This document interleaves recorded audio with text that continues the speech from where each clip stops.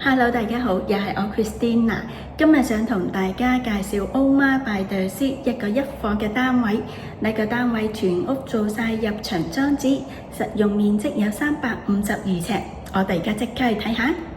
喺門口嘅旁邊係單位嘅浴室，浴室係有窗嘅設計，仲有浴室寶係淋浴間。整個單位鋪咗木紋嘅地板，設計都係以木紋為主。開放式廚房喺呢一邊，用電磁爐煮食。單位係比較多窗嘅喎，所以光猛嘅，我自己覺得。同埋呢，業主做晒入牆裝置。